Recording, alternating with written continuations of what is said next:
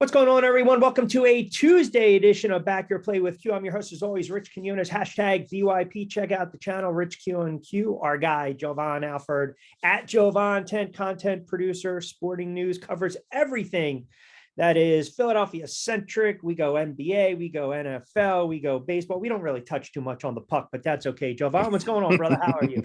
I'm doing good. Yeah, we definitely don't touch on the puck, but we can't because we got NFL football still going on. So there you go. Spoken like a man that's near and dear to my heart. All right. So let's kind of go around the league first. We'll get obviously to the Giants and Eagles Saturday night because it's all week. And I know everyone's got their thoughts and views and opinions on it. But all right, let's start last night.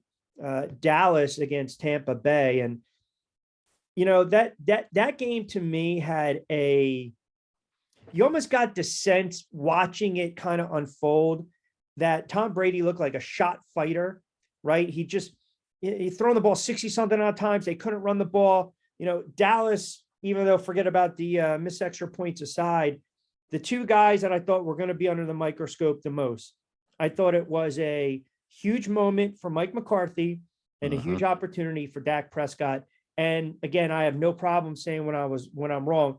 McCarthy coached the game that he needed to coach last night, right? Realizing the kicker was bad. Let's go for the fourth and short. And then Dak Prescott arguably had the game of his career, the much maligned Dak Prescott. So from that standpoint, they kind of acquired silence to critics. Let's start with a Dallas standpoint. Then I want to get your thoughts on Tampa Bay. Was that a shocking unfolding last night in your estimation by the Cowboys?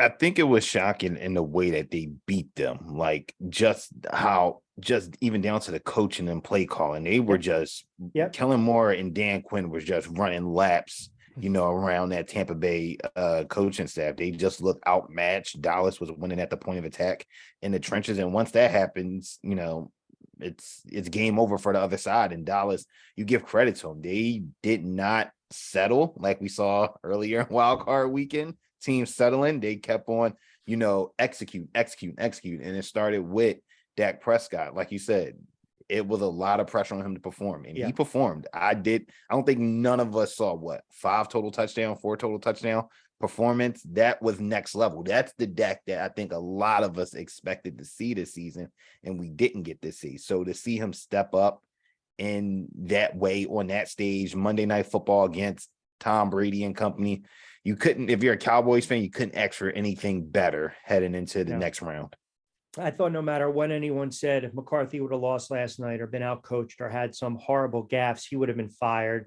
It just so happens that you watch that kicker. And listen, I don't want to hear this nonsense. Oh, you got to feel for your job is to do one friggin' thing.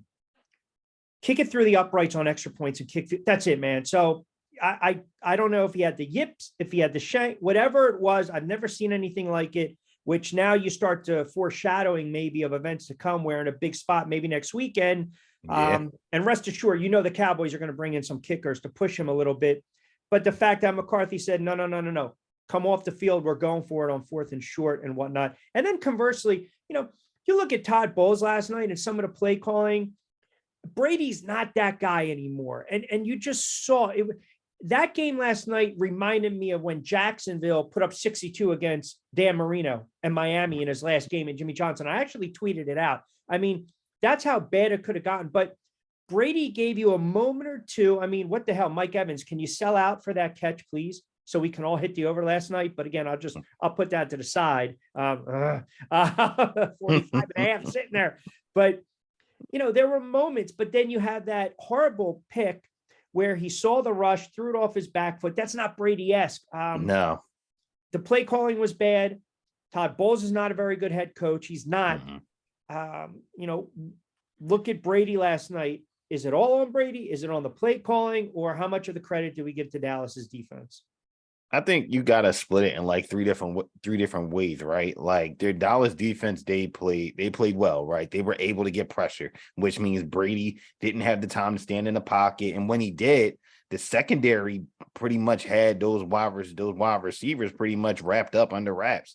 So when you're getting pressure and getting Brady moving around the pocket, that's not what Brady does best. Brady is not a guy that likes to move around, move around up and down the pocket. That's not his game. And we saw, a lot of errant throws, and part of it does go on play calling too. Because no quarterback, I don't care who it is, should not be throwing the ball 61 times. And I think that's been the Achilles heel of this Bucs offense, is their refusal to run. And maybe their refusal to run is they didn't trust Rashad White more than they did Leonard Fournette. Honestly, because Leonard Fournette haven't looked like the same guy this entire season, and White have kind of overtaken him and been that more electrifying back, but they still weren't able to hit on those big plays. And it was just, it got dark for them real quick. That team's been leaking oil, man. They've been leaking oil. It's, kind of like just stumbling to kind of get out the door. Now, Ball said there's no decision yet on offensive coordinator Byron Leftwich. Todd Bowles might have to worry about himself before he worries about his OC. I don't want to speculate. You never want to speculate. I made this point where half of me said that Brady, because the ego is a powerful thing, he doesn't want to go out like that. I mean, you could have made the case, should have went out when you won your first year in Tampa. That's the fairy tale. That's goat of all goat status. There's little mini Billy goats, but you're the goat, right? But yet the other part of me was like, well, this is who he's become, and it might be tough to watch. So you hate to see these guys start flashing different uniforms. You hate to speculate.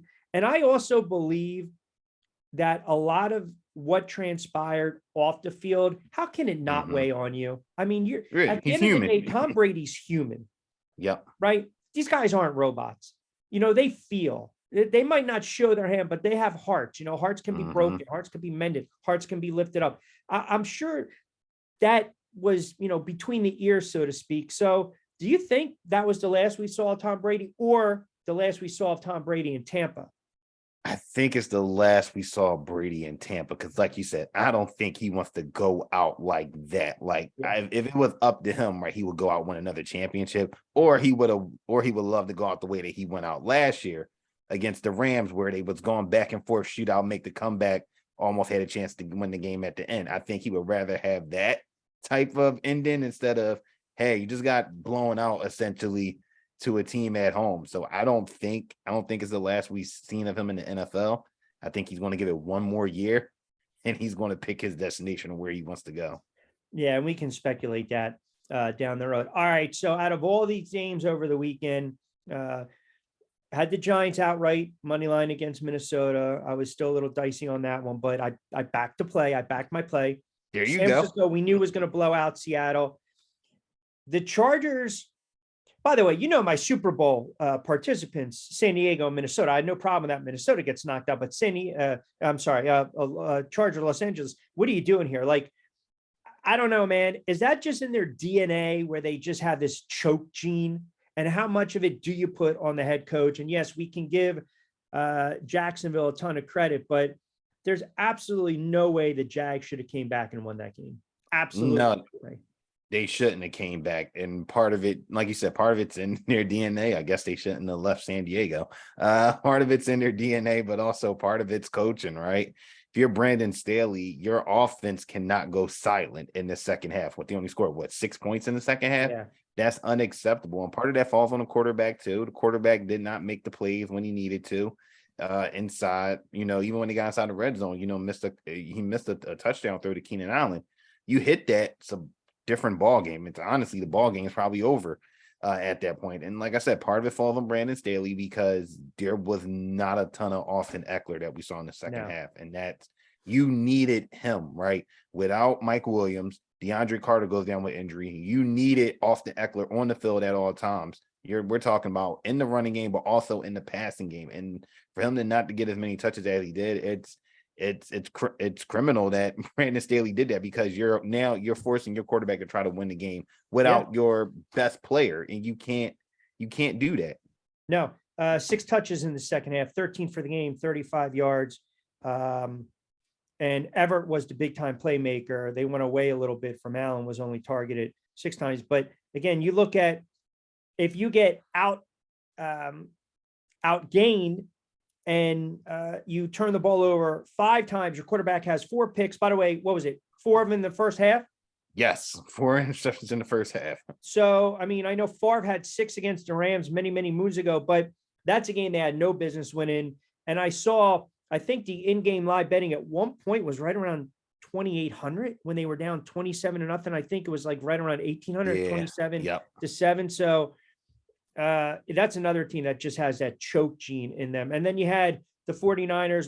You know, we love the 49ers to cover the number against Seattle. Thought there was going to be a moment where you get the Geno bad pick. The 49ers dominated that game. I mean, any surprise in that game? Surprise for me was probably the way Brock Purdy started off the game. He started off a little rough, even though I know he had 324 passing yards, 3 passing touchdowns. Yep, 332. They weren't air yards. They would more run after the catch yards because Seattle's defense did not tackle so much.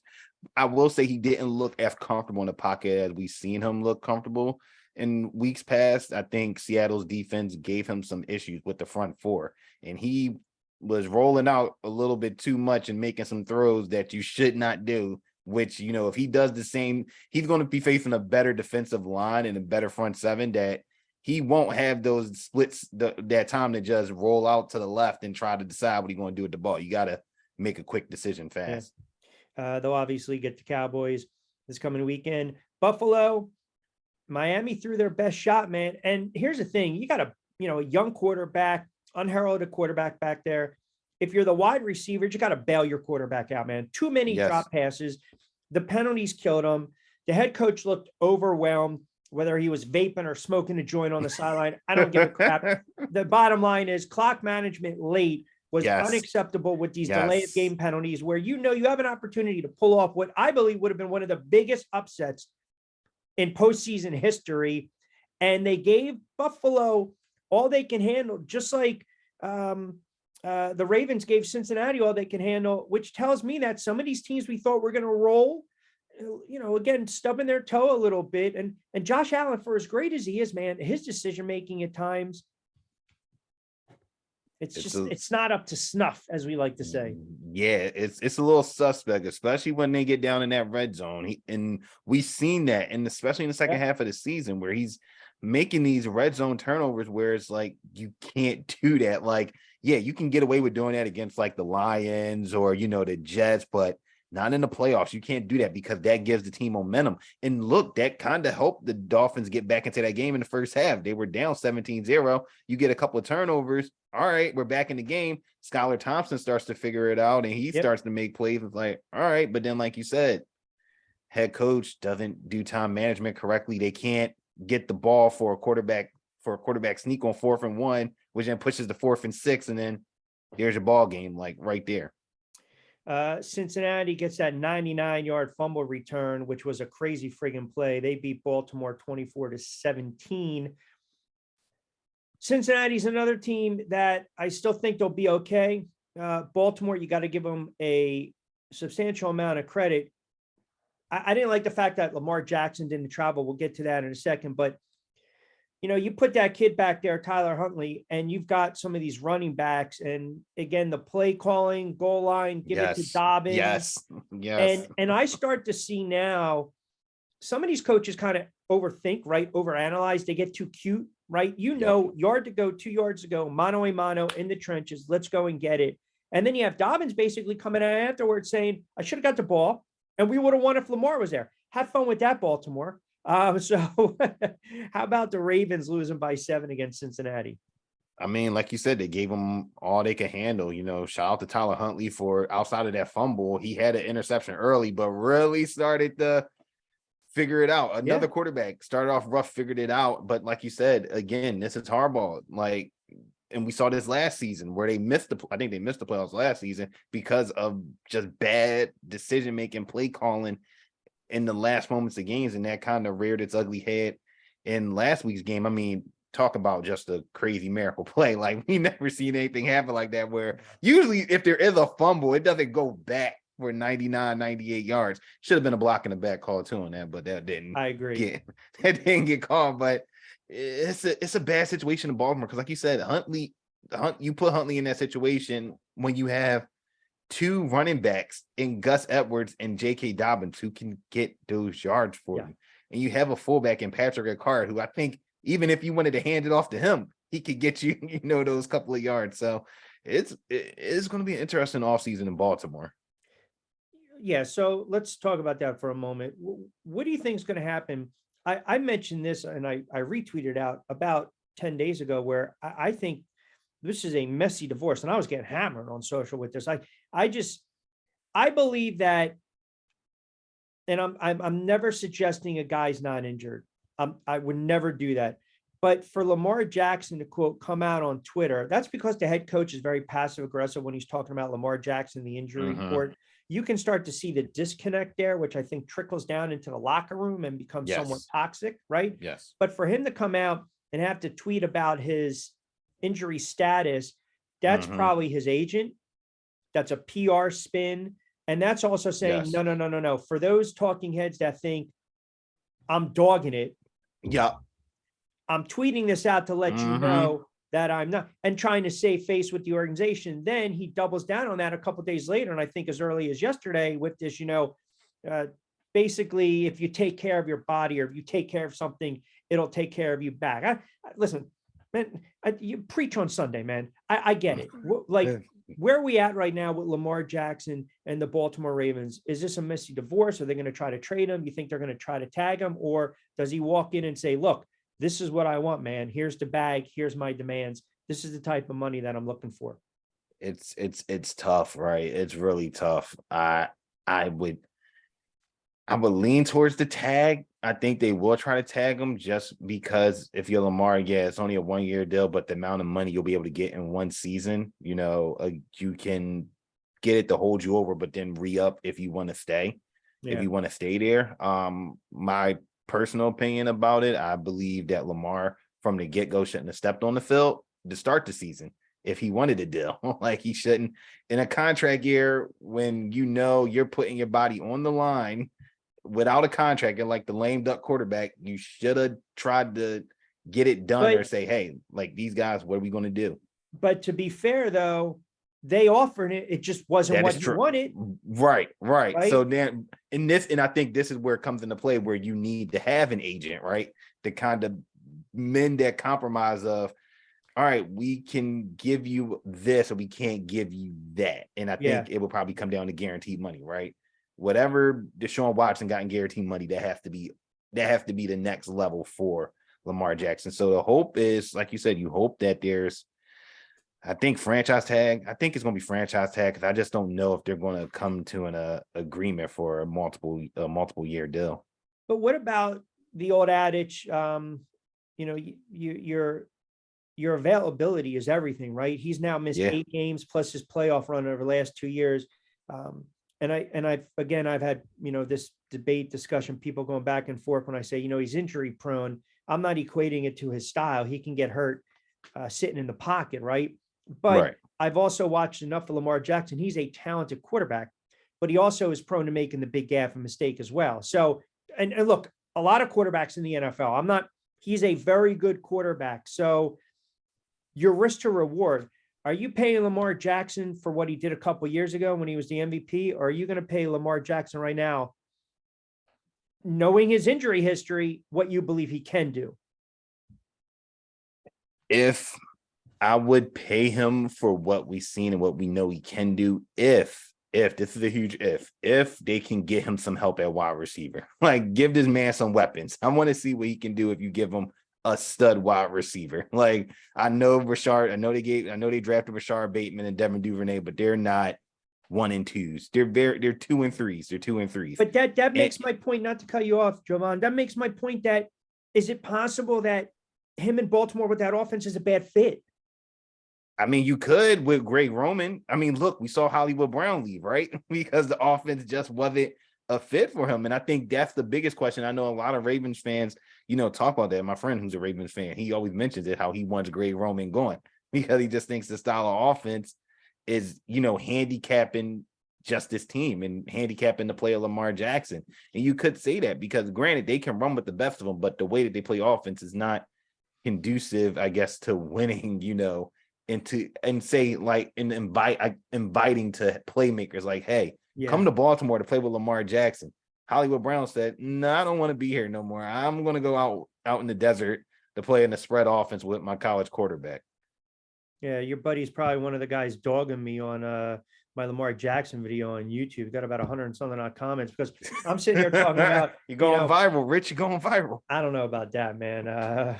Going local sometimes. I think if anything, I think the argument is going to be, okay, do you give him a guaranteed contract right now? Right? Do you give him what he wants right now based on what we just saw? Or I also believe before you throw money like this, and we know again how good he is, no one's disputing that. But I think there's injury concerns. I think there's question marks surrounding his health. He's only played in 16 full games, and now it's obviously a 17-game season once in his career. I think that was his second year. And I just don't know if that ownership group, I mean, man, what kind of money? Is he a $45 million a year quarterback? I mean, that's the question. I think that I think they're going to have to answer, right? Because it also looks bad, right? When the guy that they traded for mid-season and Roquan Smith gets paid and the franchise quarterback doesn't get paid. So it also lends to the idea of them potentially trading him, right? I mean, we saw last offseason, who thought that Russell Wilson was out of the blue, was just going to get traded and moved out of, Seattle after the year he had. So maybe that's the next domino to fall there. It's just like, hey guys, I don't know if this is going to work here. I can go get my money somewhere else. And he goes to a team that, needs a quarterback and goes to an offense that's maybe not so run heavy. Yeah. And I want to correct myself, and you brought it up and I failed to realize this. So I definitely want to correct myself. Excellent point. You brought up that he doesn't have an agent. I made the comment before, it could have been his agent. He doesn't. I was assuming maybe that's his PR spin via the tweet, but he doesn't want an agent. He wants to negotiate for himself. So the betting on yourself is all well and good, but there's also, he's insistent on what, a 5-year fully guaranteed deal. And this is what happens when Deshaun Watson gets his money, because it sets the market. Yep, there you exactly. And we see it in sports all the time, right? Then whatever the highest guy at the position is, they set the market. So then the guy behind them says, hey, I want $10 more than what he's getting. But you know what? Deshaun Watson, too, if you go back with the Texans, he created that leverage with the Texans because he basically didn't want to play for them again. Right. So and he was the offense. Exactly. Yeah. I was looking up, I think DraftKings posted, when you look at some of these odds right now, Jets at 250, Falcons 350, Raiders at 750, Panthers at 750, Patriots at 900. I'll give you the team that I mentioned 2 weeks ago with Lake Lewis, who covers DC, covers the Commanders. That team at plus 900, and then the Dolphins at plus 1,000. Again, we don't know how it's going to transpire, but I think there's a part of this decision-making process that is a little weary of how the offense is structured. If you're going to pay him, you have to structure the offense around him and his injury history. But again, I say it on the record, he's a hell of a quarterback. He's an extremely talented quarterback. You can make the case 28 teams, aside from the top 2 or 3. Right. Would want him. They're giving something up for him. Yeah, exactly. All right. And then lastly, my New York Football Giants on the road against Minnesota. I thought they played the game that they needed to play. They needed to play a clean, mistake-free game. I mentioned this last week. I was a couple yards under it. I saw Jones running for about 65 or so, Saquon getting into the mix. But what sold me on that game the other day was when Minnesota goes right down the field, the Giants come right back and they run Saquon off tackle, punch him back in the mouth. Yep. Unheralded players making some plays. Defensively, they shut down Jefferson after that first series. It was more of a white knuckler than I would have liked when Slayton drops, Scary Slayton for you. That's Slayton for you. I mean, I was taking a couple more sips of the hot toddy, starting to sweat a little bit. But I'll tell you what, as crazy as it sounds, I honestly, I'm not going to say I don't care what happens Saturday night, because my expectation now is you're playing with house money. If you believe in yourself, that's great. If you lose, you lose, man. You know, it would it pain me for a day that you lost to the team that I hate the most in the Eagles? Absolutely. But right. I see for the first time in almost a decade, you've got the GM, you've got the head coach, you've got the players in place. And listen, he's no longer Danny Dimes. He's no longer Danny Nichols to me. He's Danny Dollars, because he basically now turned around and said, pay me.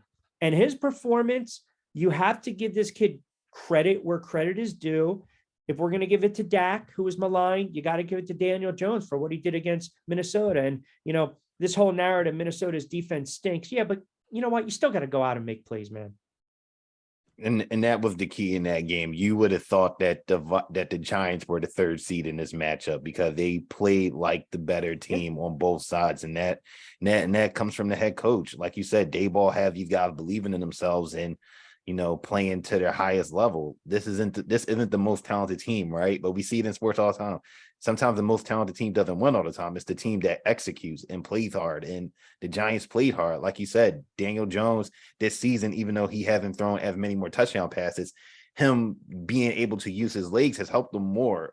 And that's something that they didn't really do last year and the year before, you know, with Joe Judge and whoever else was the head coach, you know, for the Giants. And then you add on, you know, that the fact that he's left in his turnovers. That's huge. He had turnovers last season. He's done that. And then what they've gotten from the receiver position from guys that a lot of people didn't really know of or didn't really think of, right?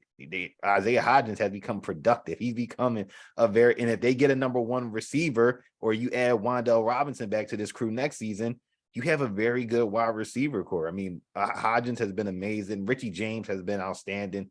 Slayton is that deep threat as long as he doesn't drop the ball. He's their deep threat, but they play well. And then defensively, they're not that, you know, talented at certain spots, right? They're not outside of Adoree in the secondary. You're talking about Flott. You're talking about Monroe. McKinney, who's an back. outstanding. That's a good pickup. Yeah, that's McKinney's huge. He played huge in that last play. Yeah. But we're talking about guys who a lot of people don't know of, right? But they're making plays, they're creating havoc, and that's what you like to see. I thought an underrated play was the third down play with Flott, who broke up the pass. And then listen, for as much as I crushed him all season long, Kenny G.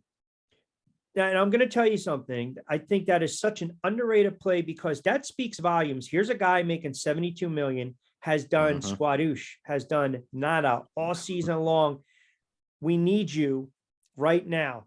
We need you in this play, man. Your job is one thing: crack block, get Saquon, help him get that. And his mind, he was mentally in the game and prepared. And it's an unsung player. And listen, I should say an unsung play because he knows he's been a bust and a disappointment. To me, that speaks volumes. Coaching, and to your point, I think that they like making the games low scoring. They like the games being ugly.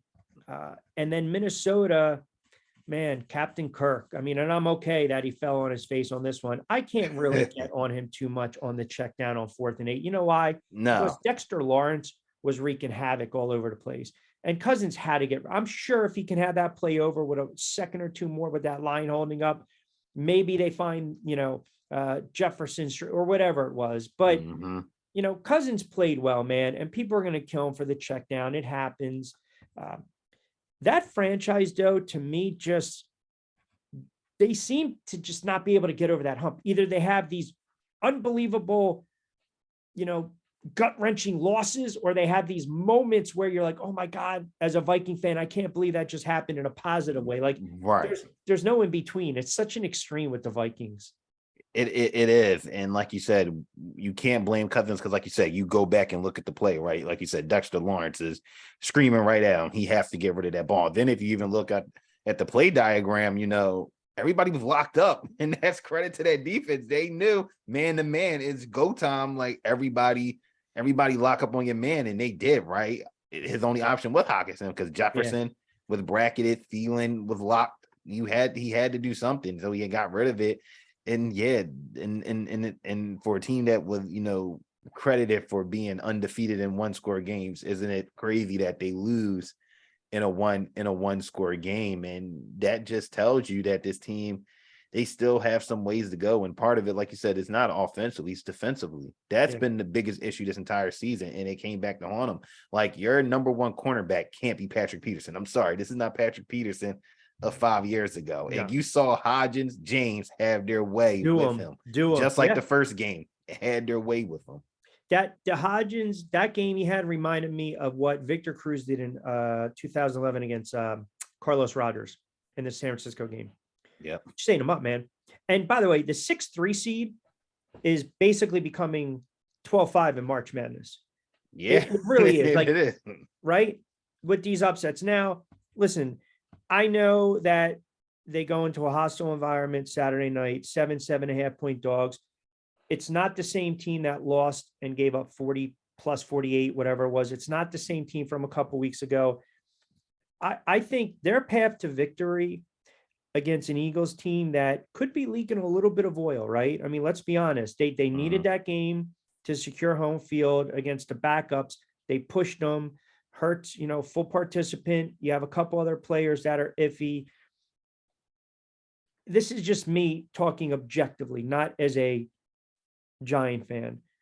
If they can weather the storm early, if they get punched in the mouth, and let's say the Eagles go right down the field and it's 7-0 or 10-0, and then all of a sudden they creep back 10-3, 10-6, or even 10-7 or 13-7, 13-10, weather the early storm going into the locker room, I think the Eagles might tighten up a little bit. I do. And I know it's a veteran team, and I know they've got a mix of players that have been there before.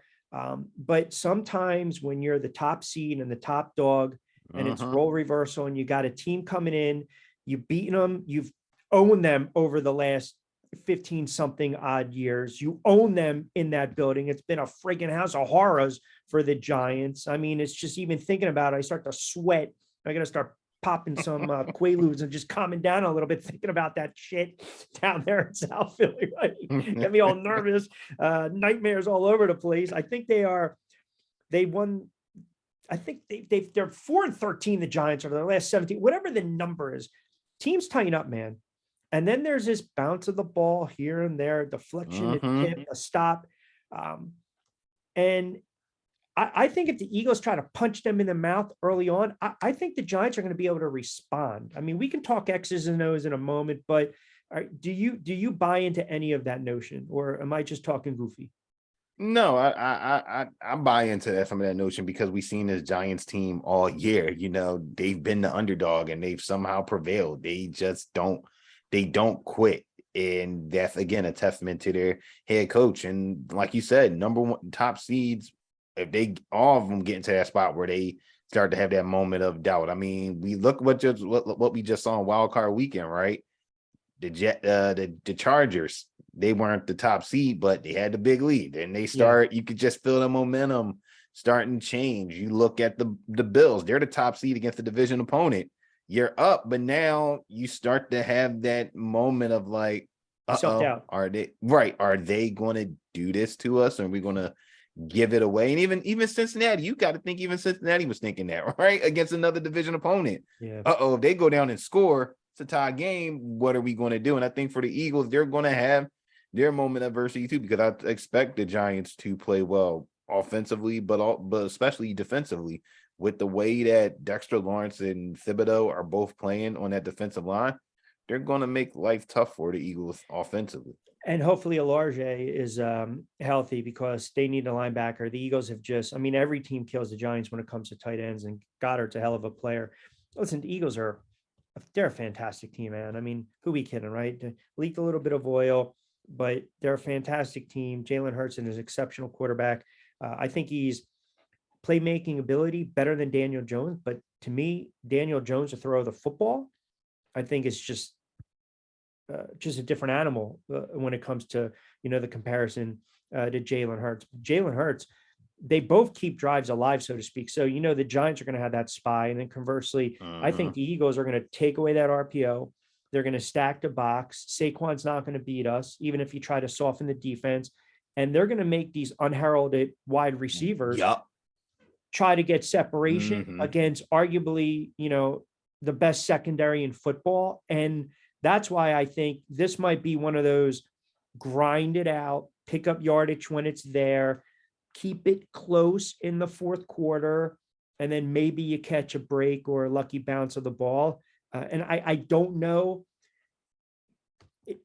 I feel as though no one's really giving them a chance to go in there and pull off the upset. I get the sense, from what I read and what I'm hearing and those that I've talked to, and even, a lot of my friends are very confident Eagles fans, and rightfully so. I think and the players won't, but there seems to be this, we're already looking ahead to the NFC Championship. I don't know. Because I've been listening to the radio. There's a lot of people that aren't, there's a lot of fans that aren't looking forward to the title game. They're looking forward to, can they survive out of this one? Because for a lot of Eagles fans, there's pessimism of just what's going to happen in this game. This team's been off for a week. Which team are we going to see? Because the last time we saw this team, they didn't look so great, right? What offense are we going to see? Look what they were missing, and look who is banged up. I mean, let's be fair here, right? Right. No, correct. And at the same time, they're going to wonder what kind of play calling are we going to get from Sirianni and Steichen? Are they going to actually run the ball with their running backs? And what is Jonathan Gannon going to do? Because Gannon's had some gaffes where quarterbacks start to get confidence and momentum, and they start picking Gazone apart like Dak Prescott did on Christmas Eve. Yeah, they ran for $150 when they played the Giants. They ran true. Sanders, but can they do it again? That's the question. That's going to be, especially because how we just saw this Giants defense play against Dalvin Cook. And I also think getting Jackson and getting McKinney back on the field, they were not available. That is a major upgrade, because we saw what Brown did the last time. It was, just feasting on these guys. I mean, he's really done it with DBs all season long. Do you think this will be a close game in the fourth quarter? Oh yeah, definitely. I think the spread indicates that, right? Giants, 7.5 point underdogs. I think it's going to be one of those games in the fourth quarter. It's division opponent. I think it's going to be one of those games where Eagles probably up 6-3. Up by 3 or 6 points, and it's going to come down to, can they get a stop? And it's going to come down to, ultimately, I think this game is going to come down to which team is better on third downs and keep drives going and keep extending drives, because the Eagles haven't been great on third downs, and the Giants, what helped them was their ability to be so good on third down and keeping drives going and being able to convert, to get into scoring range, pick up points, and also penalties. Giants could have went up last week by 21 to 7, but they had they had a couple questionable calls, and then that game could have been ended where, they also called the horrible I remember that roughing the passer. But I like where you're going with this, and to kind of piggyback on that, I also think they know that Jones, you start running these RPOs, he's going to get cracked. I mean, you might have to show it a little bit, play fake, open up.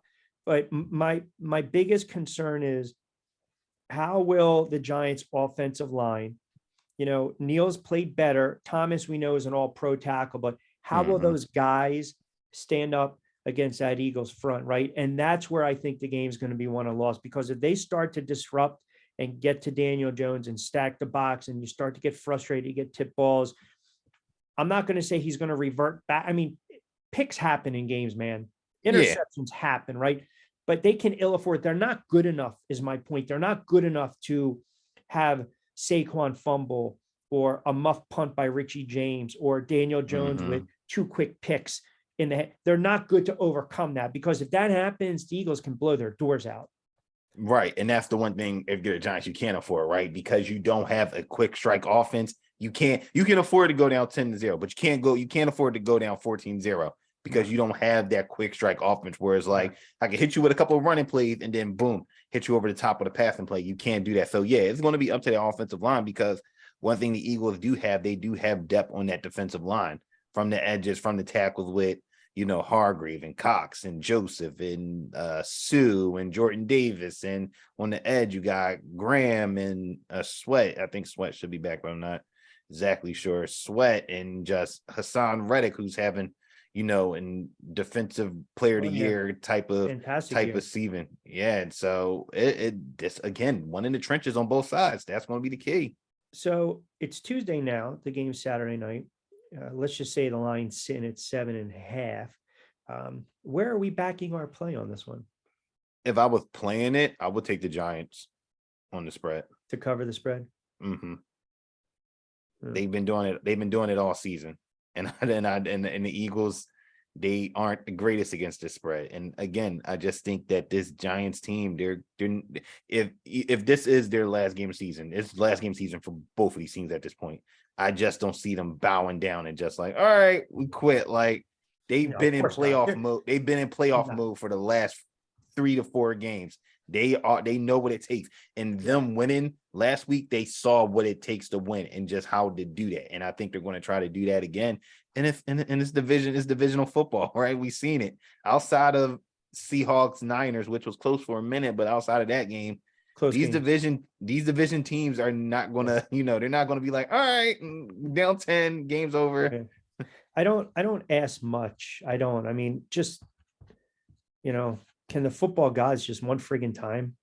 I mean, seriously, it's just that stadium is just, it's a house of horrors. It's a fact. They can't win there. They've never been able to win there. And I don't, end of the first quarter, if it's 17-0, keep me away from sharp objects. That's, it's not gonna. That's how I felt when the Eagles used to come up to play the Giants in the Meadowlands, and it's just like, oh God, here we go again. I don't like how this is going to go. I think Winston Justice is going to be a turnstile again for another 6-7 sacks. And an OC, yeah. If I bring those guys out. All right, you got 4 on the docket tonight in the association. Anything jump out?